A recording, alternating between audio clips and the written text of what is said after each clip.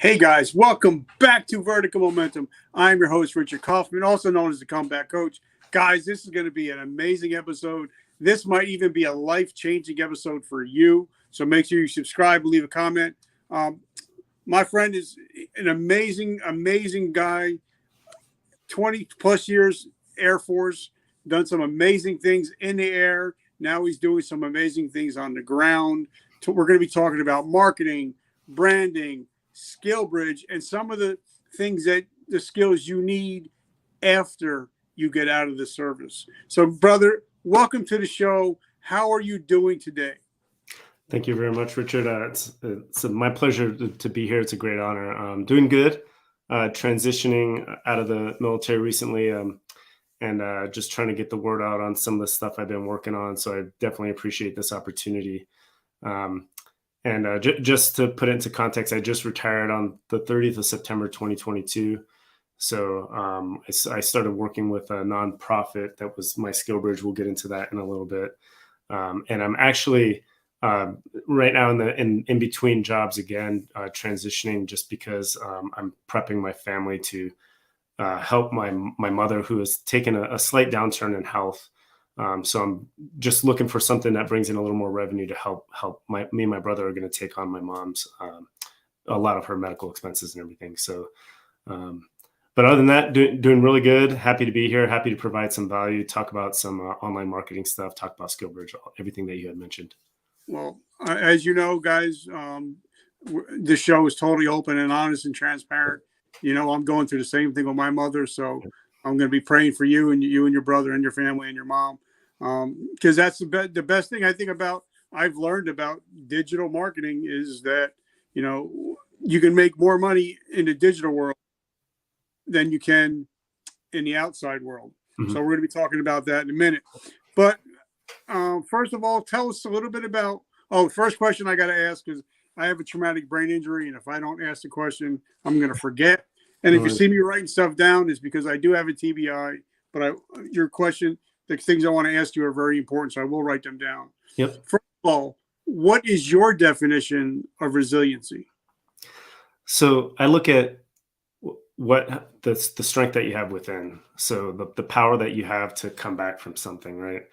No matter what happens in life, because you have to be resilient across all facets of life. And you may or may not realize that, right? So whether you have good events, bad events, or ugly events, right? The goods, bads, and uglies, you've got to be able to take and turn that into something that's going to benefit you and help you move forward. All of the losses, all of the failures, right? They should be turned into life lessons and not called as failures. So how you can bounce back from that, and essentially promote yourself and become better from that, right? And it's a great question. I'm really glad you asked that, because in the Air Force, it's something we talk about multiple times a year. And when I used to brief my airmen, you know, I would always tell them, like, don't let somebody tell you failed. You know, tell them, well, I didn't meet the bar here, or I didn't hit my performance metrics, but here's why, and here's what I'm going to do next time to meet it and make it better. All right, so because now it seems like flying has been a major topic, because in the last month I've interviewed. You're my fourth pilot that I've interviewed. Nice. Three for planes and one for a helicopter. So I definitely want to talk about something called chair flying, but I think we'll talk about that in a little bit. Okay. So tell us, you know, because you know you've been on 3 different weapon systems. Everybody probably thinks, oh, it's like Top Gun, it's like Maverick. But, you know, obviously every story has a beginning. So tell us, you know, where you come from, where'd you grow up, and how'd you become the man that you are today? So my father was enlisted Army, and he met my mom. Yeah, he met my mom in Korea on his first assignment. So they got married early and brought my mom to the States.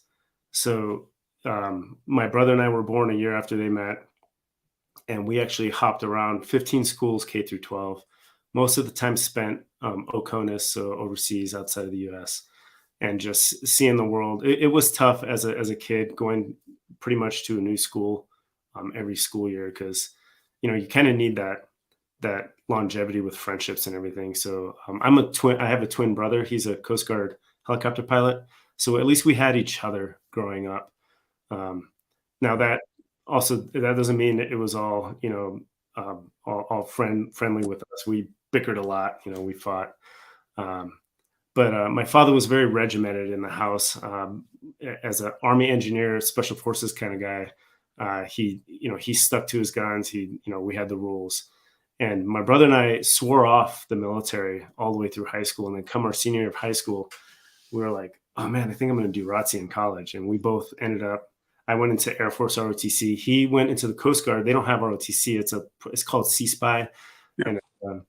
And so he was a reservist, did his 1 week in a month, 2 weeks a year, and then guaranteed commission into an aviation slot.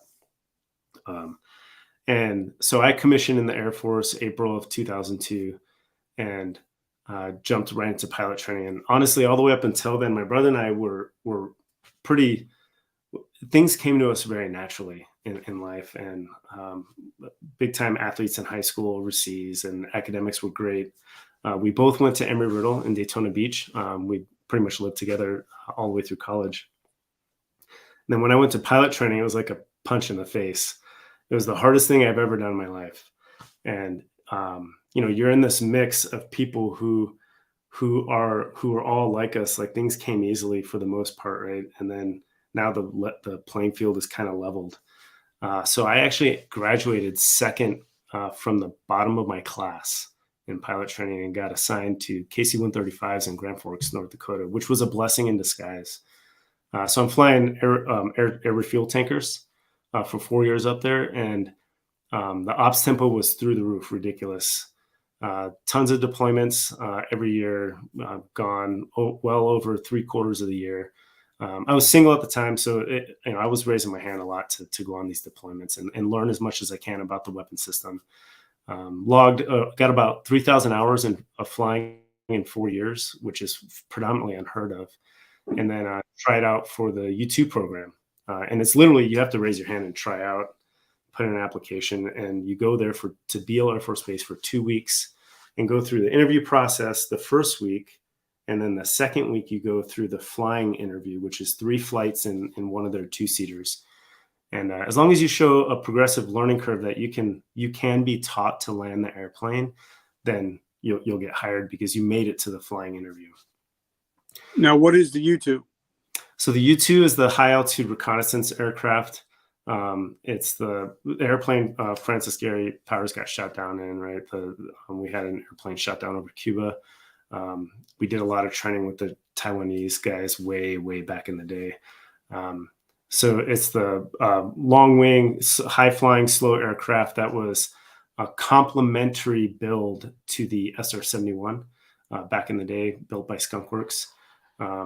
So instead of using speed to get away from the threat, the U-2 was built to use altitude to get away from the surface to air threat, essentially, right? And it was very successful. It's been very successful, obviously, this whole time. In fact, if you go online right now, you'll see the first close-up picture of the Chinese balloon that went across the U.S. was taken from the cockpit of a U-2, which is awesome. The thing is, I was actually in Garden City, in Surfside, when it got shot down. Oh, nice. Yeah. So my cousin, he's in the Coast Guard Reserve. He said he actually saw it right off the beach. He said, wow. That was cool as hell. Yeah, that'd be a sight to see. I'm not gonna lie. I wish I was at the U2 squadron when they were handing out the sorties, to be like, hey, you guys got to go fly circles around this balloon and just watch it. It doesn't sound glorious, but how many people can say that, right? That they got to do that. Now, did you fly through? Did you go to Saudi or did you go to Afghan? Yeah, tons of OEF missions. So CENTCOM, basically in general. So we have a forward operating location that covers 3 of the geographical commands out there. And then we also have our PACOM unit out in South Korea, the Black Cats, probably one of the coolest units to ever fly with and be a part of out there. And then we have, throughout the year, the U2 gets called on to go, hey, we need you guys to deploy a couple jets here and go help us collect some intel, and those happen constantly, right? They're called rotational. So we don't know where the president's going to send the next rotation. So there's always a U2, maybe two of them up, 24/7, 365 days a year to this day, helping keep watch over those that we need to keep watch over. So you were pretty much gathering intelligence. Were you ever actually in a firefight or anything like that? No, we're not. We haven't had a hot event in decades, and I think that's that. There's a lot to say with what you can gain with strategic deterrence, right, versus actually having to go into a tactical situation. If we can use strategic deterrence just to keep everyone at bay, then we'll do that 24/7, right? And that's what we want. Nobody ever wants somebody to pull a trigger, right? Yeah. But now you all do search and rescue too, right?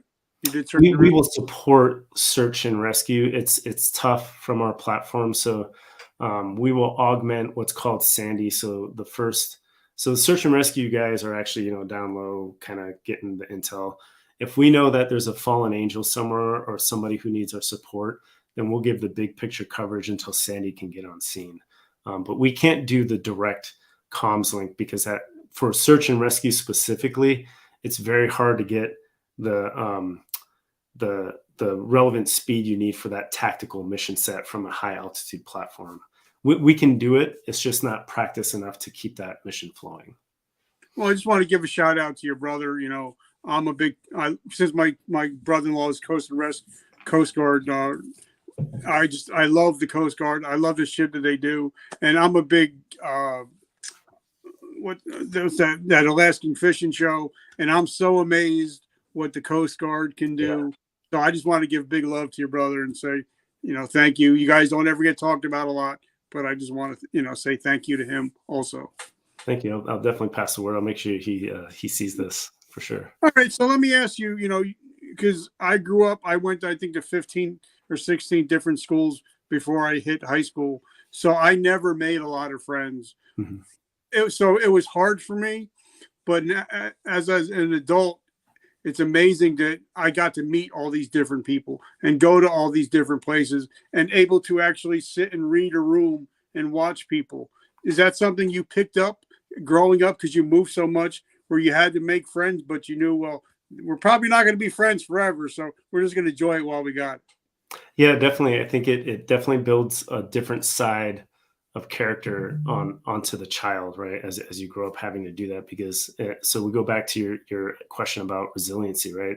So how were me and my brother resilient growing up, aside from depending on each other, was not being the stereotypical kid who would go to a new school and kind of be like, well, I'm the new guy, I better go over here until I find out where the cliques are or what territory this is or who to interact with, right? We would just show up and be like, hey, everyone, how's it going? We're Tony and Ed, and we're new here, and we like football, we like running, and we like skateboarding. So let's go play some basketball or something.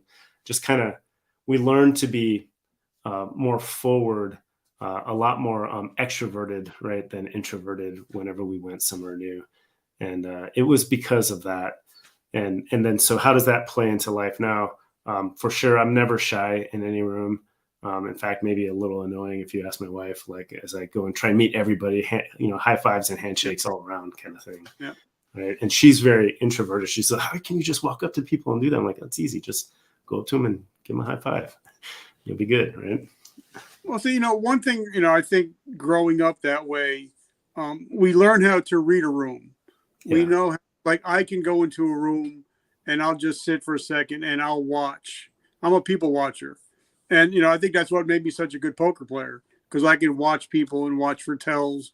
And I think that's a soft skill that's not, you can't really teach it as much, but I think it's a very important soft skill to learn. Don't you think? Absolutely. 100% agree with that. Yeah. All right. So before we get into what you're doing now, I want to thank our sponsors. As you guys know, I was in the military for 23 years. I love the way the coffee made me feel, but it tasted like ass, and it made me shit myself all the time. So I decided to work with a company, and we came out with my own coffee called Vertical Momentum Coffee. It's 100% veteran hand roasted. It's twice the energy, no crash, amazing taste. But the best thing of all, 100% of the profits go to help veterans struggling with homelessness and PTSD. So I don't make any money off of it. So if you love to drink coffee, but you want to help save veterans' lives, write coffee down below, and I'll get that information to you. Also, the hat I'm wearing, Operation Veteran Freedom. They're a Facebook group and a company. They help veterans. You got to be a veteran to learn how to succeed in the digital space. So if you're a person that wants to learn how to, become, maybe digital marketing, you might want to write a book, make it evergreen. So you're making money 24 hours a day.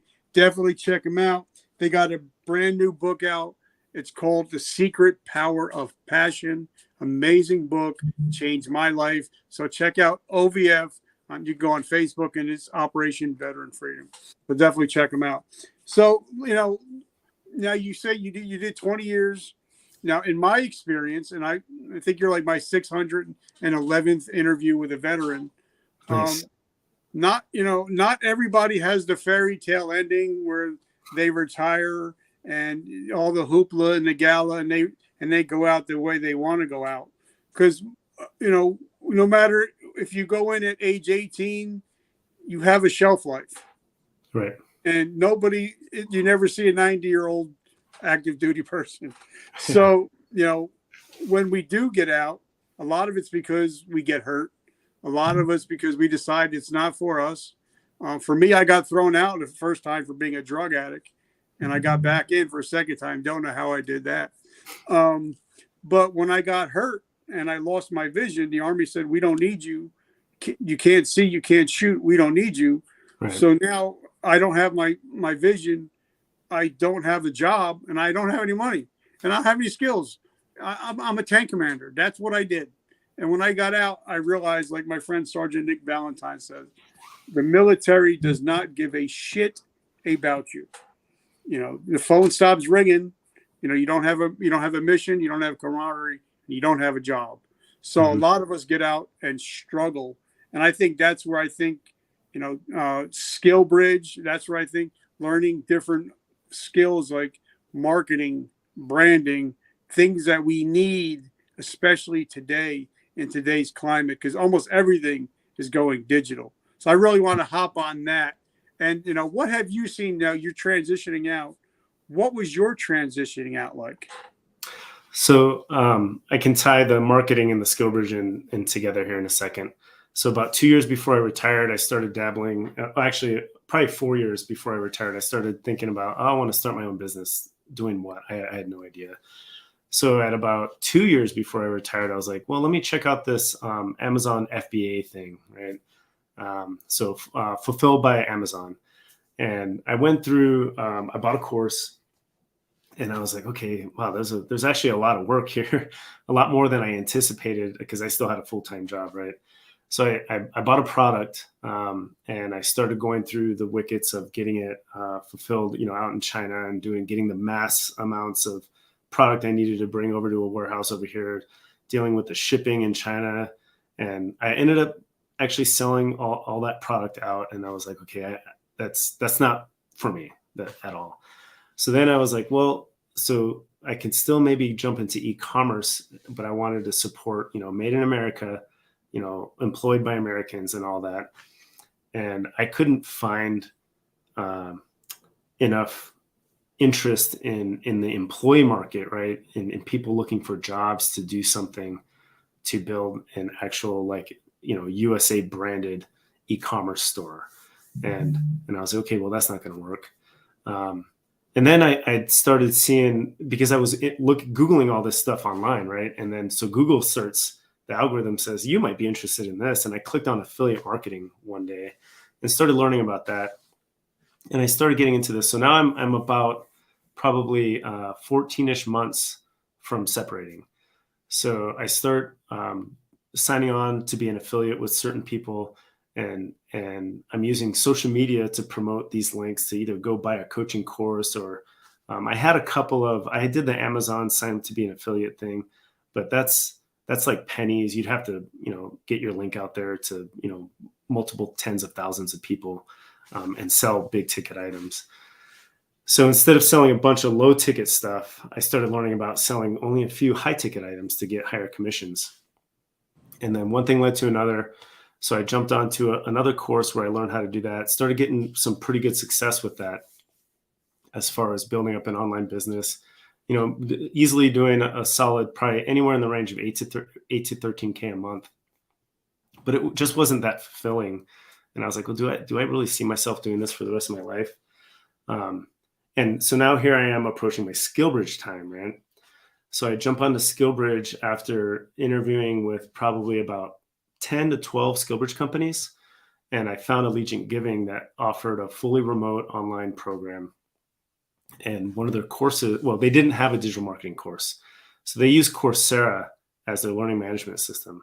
So Brian Stewart, who was the SkillBridge coordinator at the time, was like, well, if you're doing online marketing, maybe I can put together a digital marketing course for you, and we'll get that DoD approved, and then you could be our first student through there. So I actually helped him build the digital marketing course by piecing together a bunch of options from Coursera, creating a training plan, and firing it up to the DoD SkillBridge program office. Got it approved and started running through it.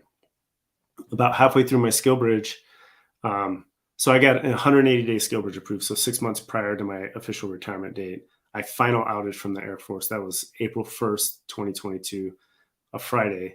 Then April 4th, 2022, that Monday, I started my SkillBridge. So 4 months of SkillBridge, 2 months of terminal was my timeline. Halfway through, Allegiant Giving was like, hey, you'd been running this online marketing thing. Can you do some social media marketing for us? I was like, hands down, I love this program. I got you. So I just started doing a bunch of creating more content for them across their social media platforms.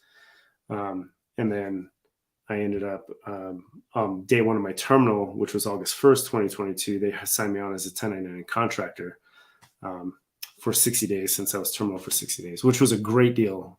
For anyone watching this, when you do your SkillBridge, please plan a little bit of terminal at the end, because that's the only legal time you can double dip your full-time active duty pay with another job pay.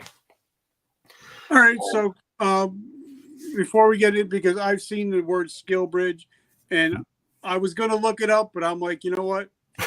Yeah. I'm going to have Tank on. I want to be able to ask him, what is SkillBridge? Because I've seen it. I'm big on LinkedIn. I think we're like in the top 5 of all veterans you need to know on LinkedIn. And I've seen SkillBridge so many times, but I knew I was going to interview you, so I wanted to come from you. What is SkillBridge? Yeah, no, that's a great question. So Congress was hit with a survey from the VA many years ago that showed the lack of success of veterans transitioning out of the military. There's higher homelessness counts, higher suicide rates, higher rates of veterans going to jail, right? And then it was like, why? These people were entrusted to at 18 years old to carry a weapon or 2 or 3 on their body and protect our country, and they can't get a job after. So the Army was the first to lead this, and their program was called Career Skills Program.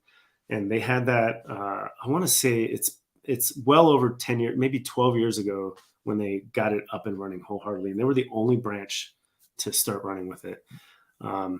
A couple years later, Congress saw what they were doing, and then they mandated all branches are allowed to do what the Army is doing. They called it SkillBridge.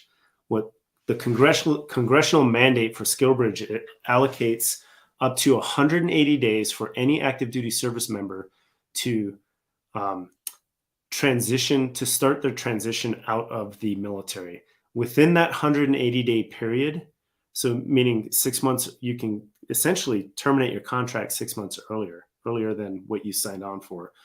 But within that 180-day period is all of your combined SkillBridge, terminal, out processing TDYs, moving TDYs, all of those permissive TDY or TADs that show up when you separate or retire from the military. You have to build your own timetable in there to make it work. So that is the congressional mandate. So inside of that mandate, they've also allowed for companies to become SkillBridge partners that allow for the active duty service member to jump on with that company to be an unpaid intern, because they're still getting full-time Title X active duty pay as a federal employee. full benefits and everything, right? So SkillBridge is actually a permissive TDY or TAD, depending what branch you're in. You can get recalled at any time to go fulfill mission needs because, again, it's just a TDY. And in that time period, you will have, so all branches except for the Army allow you to final out or out process of your installation before you start your SkillBridge. The Army brings you back at the end to spend a week to out process. But regardless, you're not under the authority of your commander anymore. You fall under the authority of your boss, right? Whatever company you're working for. So that's for the unpaid internship.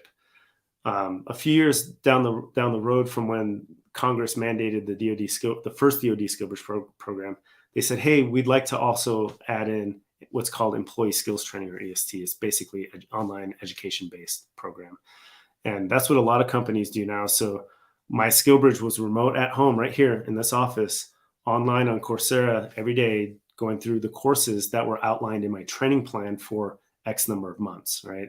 And I had to keep up with my courses on my own as a big boy program, because if you fall behind, you get audited on a weekly basis. And then that's where the authority stuff starts happening. Like, hey, if you're not taking it serious enough, we're going to send you back to your unit, kind of thing, right? Authority and accountability. So that's kind of SkillBridge in a nutshell. The idea of SkillBridge is to get people into this transitory process with a higher confidence of getting hired upon their separation, right? Ideally, if you have terminal, then Congress wants people to get hired during their terminal leave, but no later than, shortly after, their official separation date. There's no guarantee for that, though, right? That is, the company has to like you, essentially. Yeah. Okay. So I'm going to take partial credit for all this because one of my first shows I ever had, I had General Petraeus on. Oh, nice. And he was about to go in front of Congress. And I said, sir, you trained us 6 months, 9 months, 12 months before we go to war. You uptrain us. But before we get out of the military, we have no training. We had this stupid little program that you had that lasted like a week. And then, you're out on the street. And he says, you know what, we're going to start working on something. It's big, but I can't tell you what it is. But I think that's what, so I'm going to take a little bit of credit for but, I think that's amazing because, in my experience, like I said, I'm not a professional whatsoever. I'm only a 9th grade dropout, but I've learned a lot on this show that if a veteran or a first responder, they get out of the military, if they find a mission, if they find something bigger than themselves, whether that's a great job, whether that's a 501(c)(3), whether it's starting a business, they're so much less likely to put that weapon in their mouth and take their own lives. Absolutely. Are you seeing that also? Yeah, absolutely. In fact, with Allegiant Giving, with the mission and vision, the primary metric that we all speak about all the time is to reduce that number, right? So what was 22 a day is actually now closer to, it's 40 to 44 a day. Yep. If you look at the survey counts in the states that actually submitted their data. And Allegiant Giving wants to, they want to help change the narrative along with all the other nonprofits that are doing the same, right? So instead of people talking about veterans as like, I don't know if I want to hire them because, the chances are, that dude's going to go off himself. That's how veterans are spoken about. I've heard it time and time again.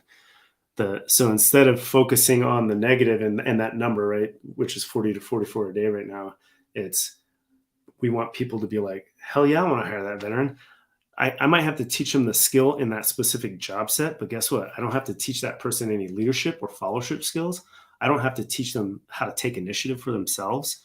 They're typically a fire and forget type employee, right? And that's what boss wouldn't want that. And that's the narrative that we want to be at the forefront of everybody's mind when they think about hiring a veteran or even just boosting their current volume of veteran workforce that are on their team. I love that. But now, like I said, a lot of people that were listening to the show, they're veterans. They're already out. And we all know that the digital landscape in the last 3 months has made a major shift, Yeah. especially with AI, Chat GPT. Everything is digital now. I'm a big Chat GPT guy. I like it. I'm learning so much from it. I'm actually using it as a tool. I'm not using it to do my work, but I'm actually using it as a tool. Yep. But now the reason why I got into digital marketing is because my friends at OVF said, we got a 12-week program and we're going to teach you how to digital market, and you'll be able to make money even while you're sleeping. So I took the course. I started taking the course because I wanted to call bullshit. I wanted to say it can't happen. It doesn't work. Right. My father passed away Valentine's Day 2000 last year, and I graduated on the 12th, and so I got some digital products, put them online, and forgot about them. Mm-hmm. Even though I'm away from my house and I'm with my dad and my mom, I go to my banking account and there's money in there, right. And it keeps growing, and I'm not doing anything. Mm-hmm. That's where I was like, wow, this is not bullshit. This, digital marketing, evergreen, having stuff that's evergreen, it's the real deal. So that's when I, really started to get into learning about digital marketing. So talk to us, about, brand. I love branding. I'm a big branding guy, and talk about, digital marketing, especially in today's age. I mean, it's what, February 22nd or something. Yeah. And the digital landscape is taking over. So, just give us a little rundown on your thoughts on, marketing, branding, and the digital. Yeah, absolutely. So I think it's imperative that everybody understands what the value of what I refer to as digital real estate is. So everybody has digital real estate. If you have any kind of social media profile, right, you have a little piece of land in the online W world, right? That's your little plot. And depending what platform that's on, you could do something as simple as sign up for Google Ads and allow Google to pay you for a little section of your plot to put on a little advertisement, right? Works great on YouTube. It works great on websites. So that's one way to kind of bring in some passive income. We're talking small dollars, right? But when it comes to branding and building brand authority, whatever company you're working for, whatever business you would like to start, there's two primary paths you can go down, right? You can go down the organic path, which is what I recommend everyone starts on, which is the free path versus the paid ad path. And use your digital real estate to promote your brand. And then even just go on YouTube and watch videos that talk to you about the algorithms for those platforms. There will be a lot of people you'll see that will create a headline on YouTube that says the Facebook algorithm just changed. Ignore those. Just learn about the basics of what it takes to get priority in an algorithm and get your brand elevated in that algorithm just by getting more of that content out there, right? And it's all free except for your time that it takes to create that content. So to make things easier, there are tools, as Richard alluded to, with the AI stuff. There are also tools that can help you with building your brand. I'm a big fan of an application called SocialBee. And okay. what it does is I'm writing it down. Yeah. So SocialBee is great. The similar platforms are Woofly, Hootsuite. There's a bunch of those. Yep. But I like SocialBee because it has a very simple dashboard. So the more complicated something is, the more likely somebody's going to want to play with additional features versus I bought this application for this purpose, which is I link my social media accounts to it. I use SocialBee to create a piece of content. I hit publish and it goes out to all my linked social media accounts all at once, right? So I do it in one spot and it goes out to, let's say 5, right? I have a Facebook page, Instagram page, right? So I'm talking business pages, my YouTube channel now, that's a newer feature of SocialBee, my Twitter, and it gives you the character count on Twitter, and then LinkedIn, all from one post. This will also format to each different place, so you're not having to do that by yourself. Correct. Yeah, it'll fix the picture to the right size and all that. And And then what's awesome with it now, so 2023 is bringing a lot of new features to all these platforms. So you can add the first comment on there. And just because it's from you, it doesn't matter. This goes back to the algorithm thing. If you understand the algorithm, it looks at that first comment as engagement versus an impression, which is like just scrolling by somebody's newsfeed. Impressions, ignore those. Those are kind of like fairy tale metrics. You should be getting thousands of impressions, but how many engagements are you getting? How many people are stopping to look at your content? So if you put that comment on there, while it may not drive more engagement, what it does is it drives that post to go onto more people's news feeds because you already have an engagement on there. So the algorithm's like, oh, somebody engaged with that. That one's more important than the one without engagement. Let me put this one on Billy Joe's news feed instead of this one, right? And that's how you can get your brand out there, right? Until, of course, the algorithm significantly changes, and there is that change where it's like, oh, I'll recognize if that comes from a Social Bee first comment or not. But then Social Bee will update their stuff to compensate for that, right? Or all those platforms will. So building brand and building brand authority is key if you want to be successful in that, because you have to show that you have authority, right? To have somebody buy your product or service, right? And that's the first part, I believe wholeheartedly in online entrepreneurship. Whether you're doing basic digital marketing for somebody, you're doing marketing for yourself, right? Or you're just trying to promote information on something. And like I said, there are tools to make it easier, and the organic free method is by far a very easy route to go. It's just time consuming up front. Just build that database of content to flow out on Social Bee by itself. And I think something that you said, and I think a lot of people don't even think about it. Like I've had a lot of great people on, like you. A lot of people recommend the show. Like Mr. Greg Reed, David Meltzer, Robert Kiyosaki, Dean Graziosi. If somebody like that says, I could say I have a great show a million times. If somebody like Dean Graziosi says, that's an awesome show, you're going to get so much more people watching your stuff, because they're like, wait a minute, if Dean likes it, or if Robert Kiyosaki likes it, I need to like it. And I think a lot of people don't, they don't think about trying to, get people to recommend their stuff. You know what I mean? I think, and nobody ever really sees it, because it's not, everybody wants what everybody else is doing. If everybody else is watching a certain show on Netflix, people are just going to watch it because everybody else is watching it. Right. But in the digital landscape, it seems like a lot of people, and I'm going to ask you when we hang up, I'm going to ask you for a review of the show, what you thought, and I'm going to ask you to subscribe. But I find, like, I'll see a person that has 300 episodes on their, say, on a podcast, and 0 reviews. Mm-hmm. And they're not getting, and they're wondering why am I not getting kicked up into the algorithms? It's because they don't know you. Nobody's recommending you. You know what I mean? So talk about that. Is getting reviews on Google helps so much, or getting recommendations help kick you up in the algorithms. Yeah, and absolutely, they help you wholeheartedly, and you cannot be afraid to ask for reviews. Goods, bads, and uglies. And people think that bad reviews hurt you. They only hurt you if you don't engage with that review and show that you've actually corrected something or learned from it, right? So just like people are like, well, how do you make revenue online? The first question I ask the people will be, how many times have you made an offer to somebody? You can't make revenue if you don't make an offer, right? To make some money. You can't get the review unless you wholeheartedly ask for it.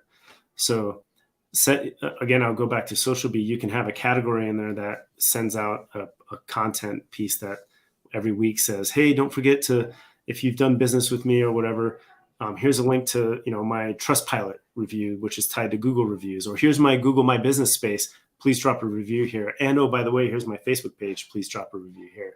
You just got to get that in front of people, because online it's very easy for someone to go buy something, right? Wham, bam, thank you, ma'am, they're done.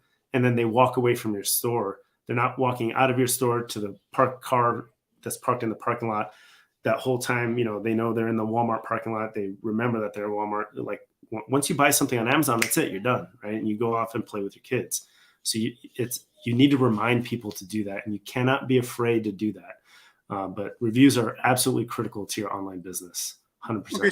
And something else I want to talk about is, I don't know if you've noticed, but since I knew that we were going to start talking, I started stalking you. I started Yep. creeping. I send friend requests. I follow you. I watch what you do. And for me, since we're talking now, I want to build a generational relationship. And Right. I believe, like I have just yesterday, me and my wife are watching, I think it's Tournament of Champions on Food Network. And my friend Simon Majumdar, top chef, was on cooking. And I texted him right then. I'm like, bro, you're on TV. And she's like, Yes. wait, you're texting an Iron Chef? I'm like, yeah, he was on the show 3 years ago, but we built relationships. And that's And critical. Yeah. so I think relationships, even though it's online, it's still, I think it's even more important to build relationships on and offline. So talk about relationship building in the digital space. Yeah, so in the digital space, it's critical because you have less of that human interaction, right? So there are things like um, getting people to opt into your email newsletters, right? That's huge. Or at least getting people's email addresses when you sell a product. That way you can set up maybe an automation flow that in 3 months is like, hey, you've been using my product for a while. Can I ask you some feedback on it? Or how are you liking it? Or if you're having any problems, please just reach out to me directly, and I'll help you fix it. Or I'll give you a new one, or I'll give you your money back, depending what it is, right? And then there's those that promote you, like for all the people that come on your podcast. They better be creating a piece of social media content saying like, guys, I was just on a Vertical Momentum podcast with Richard Kaufman. Like, check it out. Here it is. Huge kudos. And like, here's his coffee thing. Right. And then you reach out and thank him, but then that person should hopefully reciprocate and just keep promoting your podcast every now and then. Right.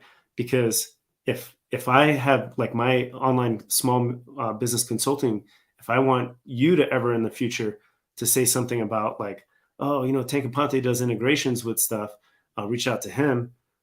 If I'm not doing anything for you, why would you want to do that, right?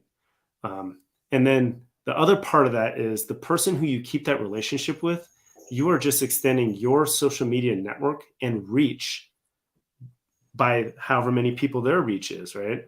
So when they post about you, like if you have a reach of 50,000 people, but my reach is only 1,400, I immediately gain 50,000 people into my network.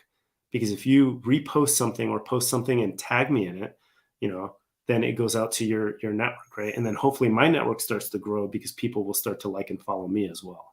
And that's the goal of going back and forth in the digital world, right? Okay, so now I got a question and a statement. When I first started podcasting, I knew nobody. I had no guests. But my brother Russell Brunson put out the trilogy series, The Secrets. Mm-hmm. And he talked about, if you're a business owner just starting out, you need to have your Dream 100. Yep. And you need to start engaging with your Dream 100. So what I started doing every week, because I read it, I get a new audio book every week because I love listening to them. So every Friday, I just did David Goggins. His book really inspired me. So I did a big review on it, and I put it where they can buy it, and I tagged him and I posted it everywhere, not expecting to get anything back, mm-hmm. but just because he's inspired me. But meanwhile, he reached out and said, "Thank you.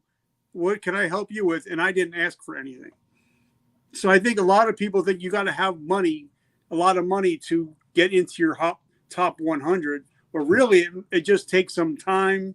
And how much would a $10 book cost to mm-hmm. actually read it, study it, and promote it for them with a buying link and say, I'm not getting paid for this.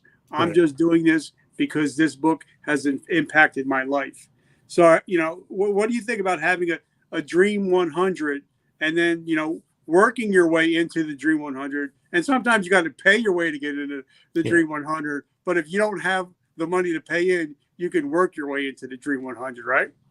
Yeah, you could. I think that's critical, because it gives you a good target or a milestone to hit, something to always look forward to or look out to in case because you're going to hit road bumps, right? You're going to have failures. You're going to build a product or service that gets zero engagement, right?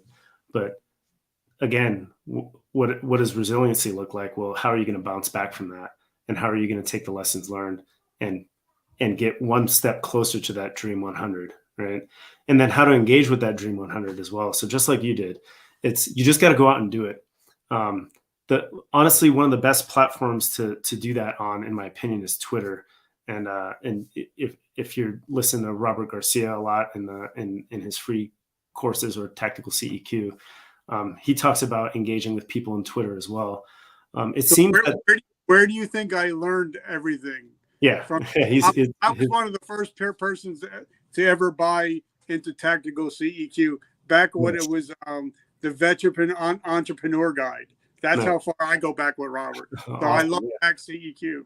Yeah, so I'm brand new to it, but it's I had already been doing that on Twitter, and it seems like the higher profile people still actually do engage on Twitter at a more personal level versus like their managers and social media managers and all that, from time to time. And just that little bit of engagement that they have increases your odds of getting a personal response back, an actual response, right? To help you with some kind of promotion or branding authority or an influencer type response that you'll be looking for. It's something that I started doing because of Tac CEQ, and also because of Russell Brunson's book. What I do every morning is I take about an hour, and on all my social media, say Facebook, I'm going to engage with 12 different people, either leaving a comment, sharing their stuff. Awesome. On every single platform. So it takes me about an hour. I call it my 12X. But it's amazing how even just sharing somebody's stuff because you love what they're doing, how much it can build your ecosystem, because all you're doing is helping somebody else out without asking for anything in return. And a lot of people, I've seen it all the time. They have I got 5,000, I think it's like 6,000 followers on Facebook, whatever. But I see people with that, even more than that, they don't engage. Right. What they do is post, but they don't engage with anybody. And, they're wondering why, like even Rob says, why can't I sell anything? Because you're not friends with anybody. Yeah. You're just flooding them with shit. Even like Rob, he's got some twisted stuff that he puts out once in a while. But it makes you feel like, all right, I know Rob, I trust Rob. And, I've been friends with Rob, I think, almost 5 years now. And he's the first person I ever bought anything from a veteran for. So, but it's because he engages. If he sees it's your birthday, he's going to say, happy birthday. You see something going on with your kids, happy birthday to your daughter. And I think that's so important in the digital age that people start seeing your name. They know that you care. So it's like you're building a relationship, even if you never met each other physically, right? Yeah, absolutely. And a part of that, as you're learning the digital market, is when you do that engagement is to write it into that platform the right way. So is adding that tag for that profile that you're talking about. That way it drives the profile's algorithm to shoot back to that person, right? Which then increases that person. You just hit that person's network reach. And then it kind of domino affects its way out from there. And those are some of the harder things, I think, for people to grasp onto, is those little lessons learned, right, in order to build their online business more effectively. But the engagement, the back and forth engagement that you're replacing essentially the human interaction with, right? When you go shake somebody's hand, they feel your hand, right? When you tag somebody on Facebook, it's similar to a handshake. They're feeling that, their profile's feeling that, and then they should reciprocate on that. One of my friends, his name is Dennis Yu. He's big in the digital marketing space. He's had a blue check mark since blue check marks were available. He talks about, if you're going to respond to somebody, on a post, just don't write okay. Right. Write 5 words and maybe 2 emojis, because it actually helps kick up the algorithm, because it means you're actually engaging. You're not just doing K and then going on to the next one, right? Yes. Yeah, absolutely. You got to just pretend that you're actually in front of that person, right? And you want to start a conversation with them effectively. Like, be a good human and respond the way that you would want to be responded to. Like, my kids, if they ever, if my wife is like, go clean your room, and they're like, okay, I'd be like, wait, what did you say? How about yes, mom? Make that have that really cohesive conversation factor in everything that you type out, basically. Okay.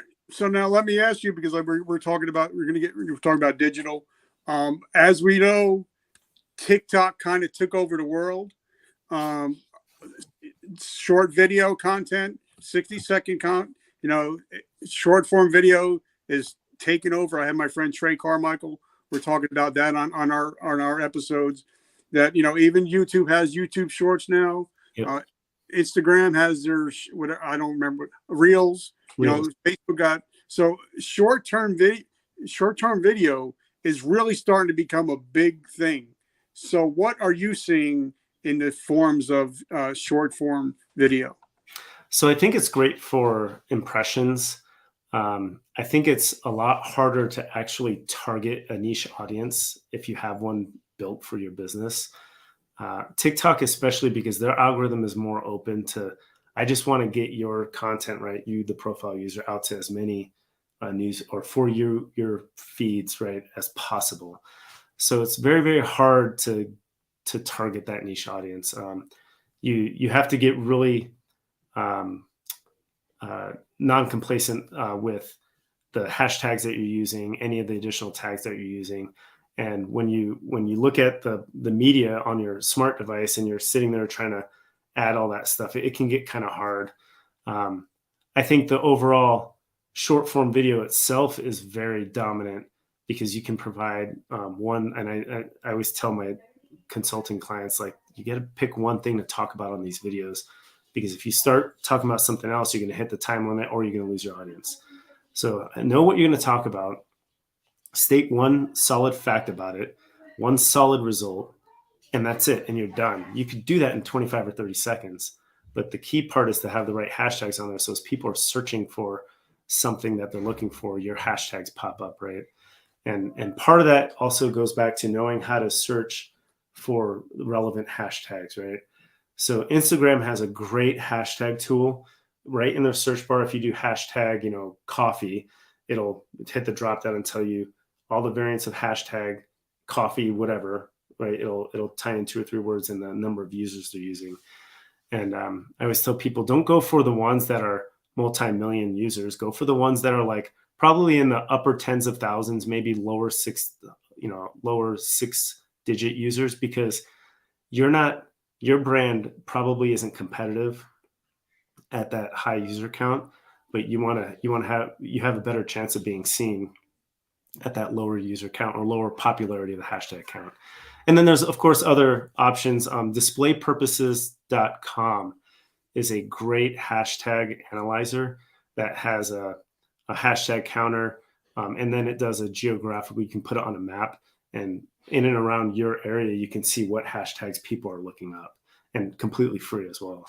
And when you get to learn how to use tools like that, you become more efficient in your content creation, and then your brand becomes more authoritative because you're putting the right content on top of your content, right? The right hashtags on top of your visual content. Yep, and I love that. And and you got to put in the work. Even if you're going to do digital, you got to put in the work. You have to learn even the basics of SEO. What a long form, keyword, short form keywords, long tail keywords. You have to put in the time, put in the work. And like there are certain AIs like Chat GPT that can help you find certain words, that they'll actually help you. So, but, I also realize now, when I talk to people and I ask them, is your business on YouTube? No, it's not. Mm-hmm. And I said, okay, well, who is the #1 search engine in the world? Google.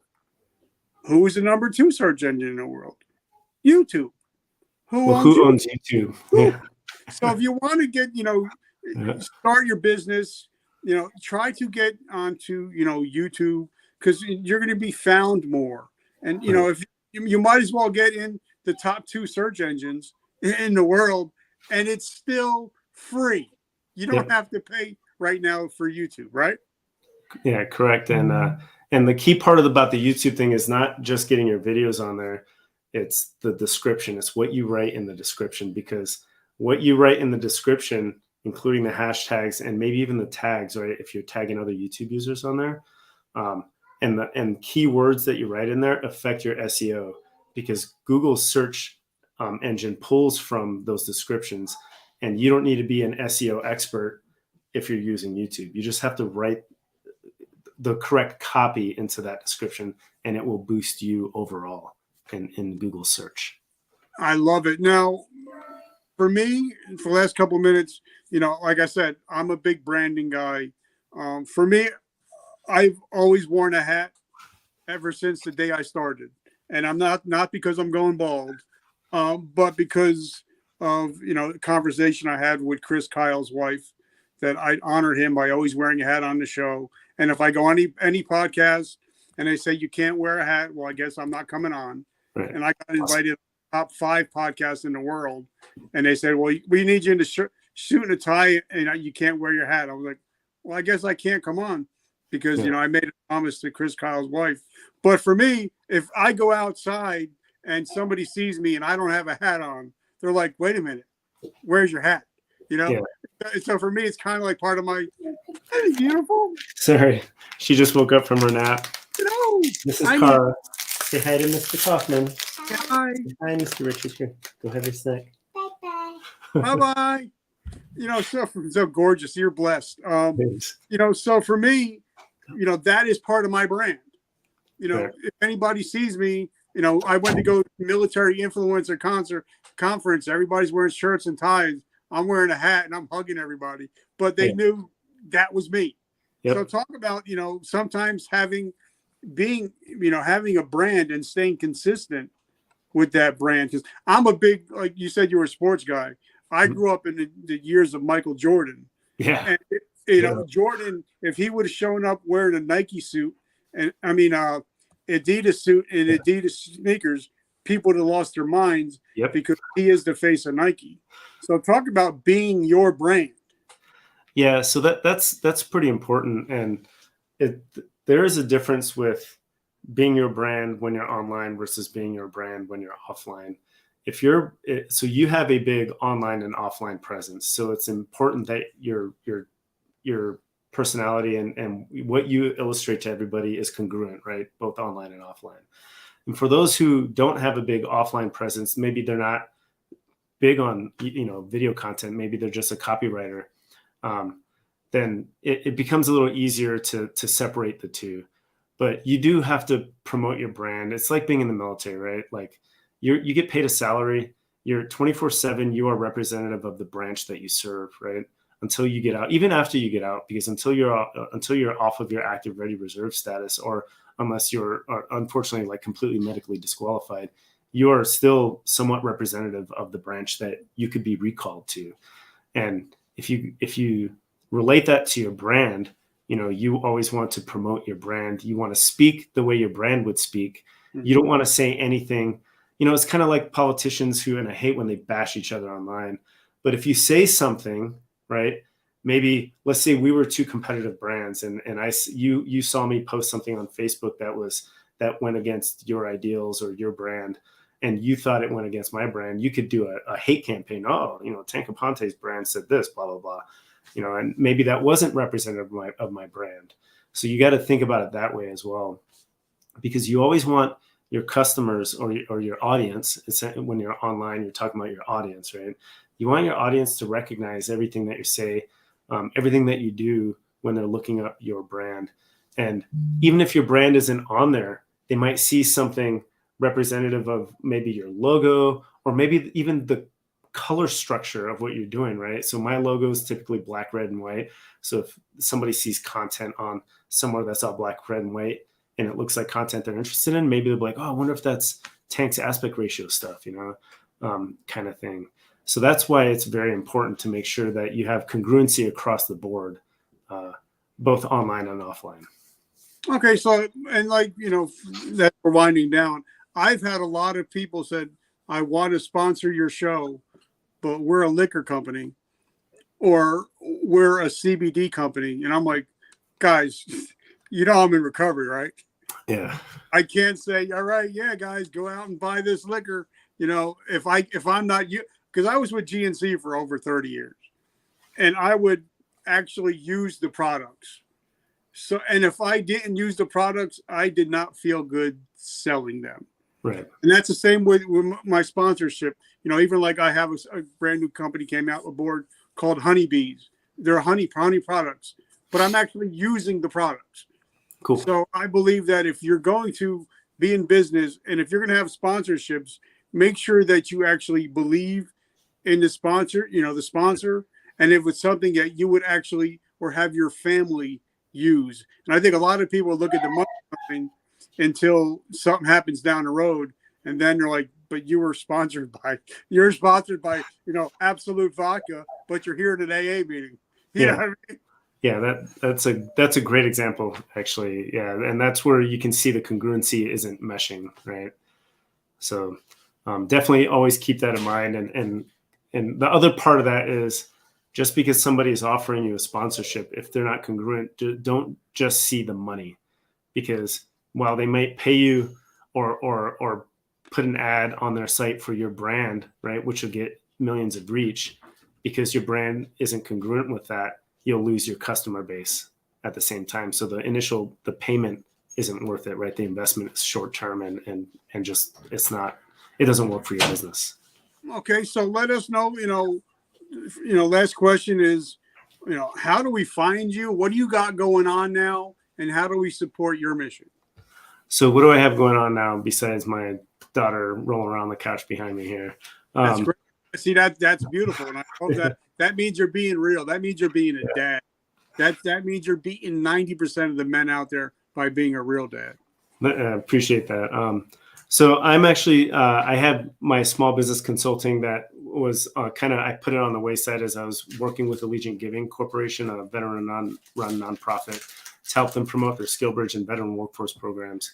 So I'm basically right now, I pull my customer base from LinkedIn. You can look me up on LinkedIn at Tony Aponte. I love LinkedIn. I'm a big LinkedIn. Ever since Gary Vaynerchuk told me to triple on LinkedIn, I got, I think like 30,000 connections on LinkedIn. I love LinkedIn. Yeah, it's great for business to business. It's expected to go out and sell on LinkedIn. So it helps you as a new online marketer, because it's just easier to do it than on like Facebook or Instagram. So that's my primary site right now that people can find me. And my business is specifically, I help people find efficiencies in their business, right? So if they have a lot of manual processes, or if they're using applications to pull information and manually moving it over, so I help them integrate all that stuff so it's all automated, right? I bring a lot of automation to their workflow essentially. And then the other part is, as I have on my ticker here, I'm still a huge promoter for Allegiant Giving. Just want everyone to know that what their mission is, as I stated earlier in the show, with the narrative they're trying to change with the veterans, and also the fact that if you're currently active duty, a dependent, or a veteran, and you need to upskill yourself, and you'd like a free education resource, you right, David? Right. You want a free education resource, then you can go on to allegiantgiving.org. Just scroll down a little. There's a button that says Step 1. Click on that, fill out the form, and they will hook you up with a free Coursera account for the rest of your life. No holds bars, nothing. There's no strings attached. And you'll have access to 9,500 plus courses, of which Coursera builds up daily the number of courses they have offering. And these are legit certifications and specializations provided by companies like Google, IBM, all of the cyber companies, anything that you can find on there. That's awesome. I'm actually going to check it out myself. So guys, like I said, if you want amazing coffee with an amazing mission, pick out Vertical Momentum. You don't need to drink that other coffee because we're actually helping save veterans' lives. So check out our coffee. And guys, if you're looking to get into digital marketing, and just check out OVF. Brother Tank, I just want to say thank you. I'm truly grateful and humbled, and hopefully we can build a generational relationship.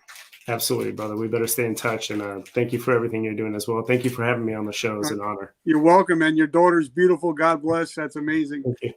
All right, guys, as you see, as the t-shirt I wear every day, I got plenty of them. It's not just the only one I have, but it's because I believe the three most important words in the English language are today I decide. Like Joel Osteen says, you can either choose to be a victim or a victor. Right. Please choose to be the victor and not the victim today. All right, guys, I love you. I will check you out tomorrow. Have an amazing day. And remember, vertical momentum. The only way to go is but up. I love you guys. Tank, have an amazing week, brother. Thank you. You too. Take care.